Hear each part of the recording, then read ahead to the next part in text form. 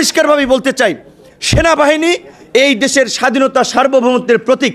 সেনাবাহিনীর এই কতিপয় ক্রিমিনালের কারণে সেনাবাহিনী সম্মানহানি হতে পারে না, সেনাবাহিনী কলঙ্কিত হতে পারে না, বরঞ্চ এই ক্রিমিনালদেরকে বিচারের মাধ্যমে সেনাবাহিনীকে কলঙ্কমুক্ত করা হবে। তাই সেনাবাহিনীর বর্তমান সেনা প্রধান থেকে শুরু করে উচ্চপদস্থ কর্মকর্তারা এই বিচারে সহযোগিতা করবেন। গণহত্যার বিচার চলছে এবং এই যে আন্তর্জাতিক অপরাধ ট্রাইব্যুনালের যে প্রসিকিউশন টিম, তাদের কার্যক্রমে আমরা খুশি, তাদেরকে আমরা ধন্যবাদ জানাই। এই প্রতিষ্ঠাবার্ষিকী থেকে আপনারা দেখেছেন যে এই আর্মির জেনারেলরা গুমের সাথে জড়িত ছিল, যাদেরকে গত 1 বছর বিচারের মুখোমুখি করা হবে কিনা দ্বিধাদ্বন্দ্বে ছিল, এই প্রসিকিউশন টিম, আইন উপদেষ্টা এবং ডক্টর ইউনূসের সাহসিকতার ফলে তাদের হাতে হাত করা পরানো হয়েছে।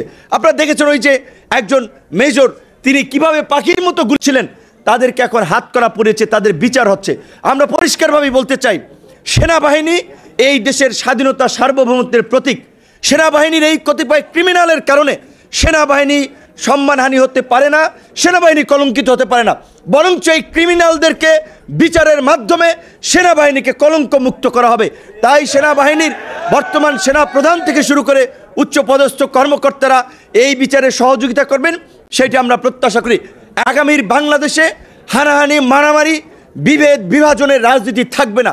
আজকে আক্তারের সাথে একটি কথা আমরা ইনফরমালি বলছিলাম, রাজনৈতিক নেতৃবৃন্দ আমরা আলাপ আলোচনা করি, তখন আমরা এই কথাটি বলি, এই নির্বাচন আমরা সবাই চাচ্ছি যে নির্বাচন যথাসময়ে হোক, কিন্তু আপনাদের একটা কথা মনে রাখতে হবে রাজনৈতিক নেতৃবৃন্দকে, এই গণ অভ্যুত্থানের সময় ছাত্র যুবক তরুণরা আন্দোলন করেছে, ঠিক, তারা আহত হয়েছে, গ্রেপ্তার হয়েছে, একই সাথে রাজনৈতিক নেতৃবৃন্দকে কিন্তু প্রথম গ্রেপ্তার করেছে।